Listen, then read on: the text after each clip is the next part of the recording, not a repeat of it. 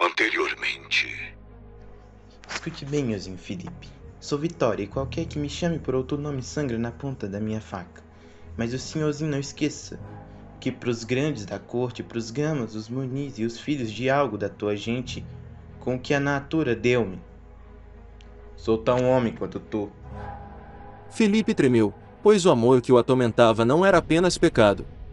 Era considerado repugnante e ofensivo em grau tão elevado que era punido com os mesmos rigores dos crimes de lesa majestade, ou seja, com as galés, o degredo ou a morte. Muitos anos antes, quando outros viviam no mesmo corpo.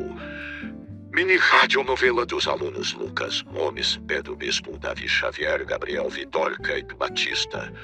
Baseada no livro Nada Digo de Tio, Quem Te Não Veja, de Eliana Alves Cruz. Vitória era o seu quinto nome desde que viera ao mundo. Ela nasceu como menino Quilongi Nonga. Quando entendeu sua verdadeira natureza, foi chamada de Nzinga Nonga, depois virou sacerdotisa e era chamada de Nanga Marinda, sacerdotisa dos mistérios ancestrais. Desembarcou na América sequestrada dos seus e a batizaram como o homem Manuel Dias. Depois de conquistar sua liberdade, escolheu ser apenas Vitória, pois era assim que se considerava, vitoriosa. Considerava-se quase invencível, pois muito pouca gente que caminhava sobre a terra havia vivido 5 existências em uma mesma, e escapado de tantos perigos. Esmero e Capricho também poderiam ser seus nomes, pois sua figura chamava a atenção pela forma como se apresentava. Tantas foram as vezes que a chamaram de suja e imunda, que desenvolveu uma obsessão por apresentar-se impecável. Sendo considerada por muitos uma aberração, pensava que seria ainda mais rejeitada caso se apresentasse com o desleixo de certas damas que via nas ruas. Uma mania dispendiosa e considerada pecaminosa é de estar lavando-se e tocando-se o tempo todo. Era coisa do inferno mais profundo, diziam suas vizinhas, nitidamente despeitadas por ela conseguir recursos para comprar água com frequência. Acostumou-se aos banhos com os índios, aliás, a maioria dos aguadeiros eram índios das missões dos jesuítas. A água vem dos céus para todos, mas quem ganha patacas com ela são os cura, pensava. Ela levava sempre um pano-alvo e cuidadosamente amarrado na cabeça. Andava especialmente preocupada com os cabelos, pois tinha que lutar constantemente contra as infecções por piolhos, uma praga irritante que afetava toda a população, mas especialmente as mulheres da vida por deitarem-se com parceiros asquerosos. Não podiam evitar, pois dinheiro era dinheiro e ele não aceitava recusas, mas tratava de cuidar-se. Fumo macerado e misturado à água para jogar na cabeleira era um santo remédio para mantê-la livre de piolhos, mas ela raspava o restante do corpo para diminuir as chances destas infecções tão comuns. Também conservava os cabelos bem untados com óleo e amarrados ou trançados. Só os soltava para Felipe, e ele se esparramava enorme, lindo como as folhagens da figueira do local onde sempre se encontravam. Ela sabia de coisas que as companheiras de vida esnobavam. Colocavam a saúde e o vigor que ela aparentava na conta do que consideravam sua natureza rude e quase animalesca. Vitória pensava. São umas pobres diabas. Recriminavam-na, mas, quando sentiam suas dores, era ela que recorriam por seus poderes de curar espinhela caída, bicheira e quebrantos, dor de dentes, obstruções e carnes quebradas, baço, erisipela e sapinhos da boca, retenções da urina, sangue grosso e febres. Vitória era conhecida mandingueira ou, como diziam, calunduzeira. Mascava fumo sempre que podia e seus dentes não apresentavam os podres da maioria. Tinha um sorriso que a envaidecia. No entanto, o fumo tinha outra função prática, mitigar a fome. Não raro, apenas aquelas folhas adormeciam o estômago, pois nem sempre a clientela surgia para lhe garantir o sustento. Quando olhava sua figura refletida, o que via era apenas uma mulher. E uma mulher bela. Não se importava com o que levava entre as pernas. Sentia-se fêmea e não admitia que lhe dissessem o contrário. A faca andava amarrada em sua coxa para arrancar com ela o respeito que não lhe davam por bem. Nascerá no Congo, nas margens de uma lagoa. Ainda não havia chegado à idade das iniciações quando perceberam que era diferente. Para a metrópole isso poderia ser condenável, mas tinha um lugar entre os seus. Não gostava de pensar nos motivos que a colocaram onde agora se encontrava e nem de recordar sua travessia pela Calunga Grande, que eles chamavam de oceano. Doía-lhe lembrar do momento em que descobriram que ela possuía um falo e não uma vagina. Estava lá no convés, misturada a todas. Ninguém percebera, até que despiram um enorme grupo para um banho de água salgada e sol na embarcação. Fora então obrigada a descer para o porão, com os homens. Não sem antes receber açoites que sangraram enormemente e ganharam um balde de água salgada para estancar. Só não acontecerá coisa ainda pior, só não fora parar no fundo daquela imensidão de águas ora verdes e outras azuis, porque ali eram todos considerados cargas. Perder dinheiro por uma peça sadia ninguém desejava. Ganhou o nome de Manuel e era ainda tão jovenzinha, foi vendida para um e para outro e depois para outro. Seu corpo estava quebrado. Pensava que o grande objetivo de tudo aquilo era o açoite. Apenas extravasar, desabafar a dureza e a pequenez da própria existência estraçalhando outro corpo. Ela era tão nova. Até que foi parar em uma família onde conquistou a liberdade graças aos seus grandes poderes e ao senso de oportunidade nascido da necessidade de sobreviver. O senhor era um jovem comerciante casado e com 3 filhos pequenos. Apesar de ser de família abastada, não conseguia evoluir. Perdia muito dinheiro aparentemente sem motivo, pois os negócios eram desfeitos e os bens desapareciam. Quando estava para fechar algum contrato de vulto, algo acontecia e não se concretizava. A família do moço, famosa por ter conquistado dinheiro e prestígio no passado, estava irritada e desolada com sua falta de habilidade. Até que um dia Trovador, o cão favorito da casa, desapareceu. Não podiam acusar nenhum dos pretos porque por sorte todos estavam dentro da residência da família quando o senhor chamou pelo cão, que há poucos minutos estava junto deles. Foram procurá-lo sem sucesso, até que, no dia seguinte, o animal apareceu. Decapitado. O horror da família foi enorme. Vitória, ainda Manuel nessa época, viu ali sua grande chance. Decidiu arriscar.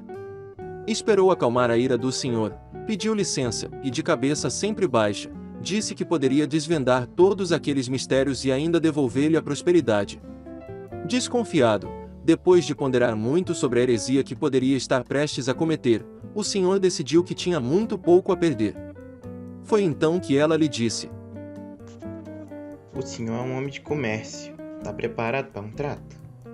Se eu disser agora, aqui na frente do meu senhor, onde tá a cabeça do trovador, quem fez essa maldade tá lhe passando para trás nos comércios. Se eu descobrir isso, o senhor me deixa livre? Eu lhe prometo que vai ter as patacas para comprar um nego melhor que eu. Muito desconfiado, mas com a curiosidade e a vontade de se livrar de tantos problemas para os quais não enxergava saída, ele aceitou. Mais uma vez ele pensou: se ele não conseguir, continuará aqui e não perderei nada, mas lhe darei várias surras para deixar de dizer mentiras. Caso conseguisse, ele teria como reverter sua situação e, de fato, poderia comprar outra peça. Aceitou. Adivinhar a localização de coisas perdidas fez parte de seu treinamento religioso em sua terra natal. Vitória então se agachou, pegou um punhado de terra de olhos cerrados e, como se conversasse com ela, sussurrou algumas palavras incompreensíveis. Soltou a terra dentro de uma tigela com água e olhou o desenho que se formava. Senhor, a cabeça do trovador tá no pé daquele morro que chamam Descanso, onde fica o cafofo. Podemos ir lá assim que o dia clarear. Chegando lá, quem tá lhe acabando com o dinheiro vai ser o primeiro a lhe falar. O cafofo era, na verdade, o calabouço, a prisão no pé da fortaleza de São Tiago. Partiram para o local muito cedo, e lá chegando, já se espantaram com uma agitação fora do normal, pois a guarda estava amedrontada e acreditando que a cabeça de cão achada na entrada da fortaleza era feitiçaria. Os guardas eram todos muito crédulos e amedrontados com o sobrenatural. O senhor desceu do cavalo e reconheceu-se a cabeça do trovador, mas nada disse.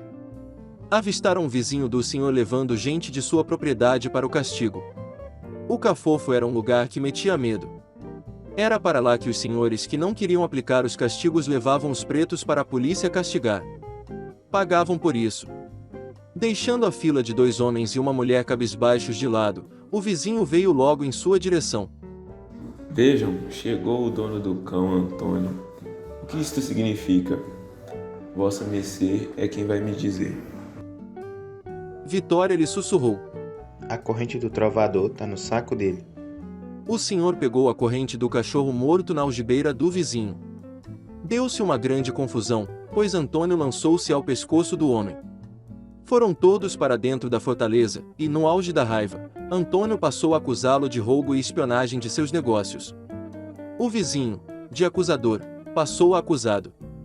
Puxou uma faca e tentou reagir, mas Vitória, desde sempre muito ágil nas lutas e nessa época ainda em sua versão Manuel Dias, o desarmou antes de qualquer um. Não apenas os guardas se assustavam com poderes mágicos. O vizinho, assustado com a forma como fora descoberto, para ter a pena diminuída, terminou confessando seus delitos e se traiu na fala, revelando que a cabeça do cão, que todos sabiam de quem era, fora posta ali para implicá-lo com a guarda. O vizinho foi ao calabouço para castigar e prender, mas acabou preso e castigado. Desta forma, Manuel ganhou finalmente a liberdade e fez nascer Vitória. A partir desse dia, ela, que acreditava ter perdido suas habilidades na Terra dos Brancos, que se achava fraca e sem poderes para lutar contra os deste novo mundo, que passou a acreditar ser inútil tudo o que um dia aprendeu, compreendeu que nenhum conhecimento se perde, e que podia mais do que muitos dos que se achavam ou se diziam poderosos. O senhor de Vitória realmente melhorou de vida e passou a lhe devotar gratidão, não apenas dando-lhe alforria, mas custeando o pequenino lugar que ocupava. No entanto, ingratidão é um vício de senhor e de senhora, dizia, e para se prevenir desta mania senhorial, ela tratou de descobrir todos os segredos e piores crimes do ex-senhor. Anos mais tarde, um belo dia, quando ele já se achava estável financeiramente e bem estabelecido, foi-lhe cortar o auxílio.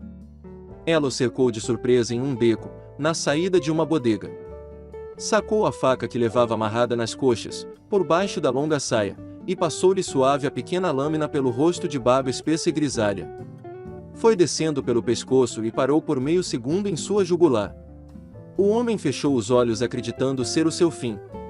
Ela sorriu irônica, divertindo-se com o medo dele. Seguiu passeando a faca pelo corpo de Antônio.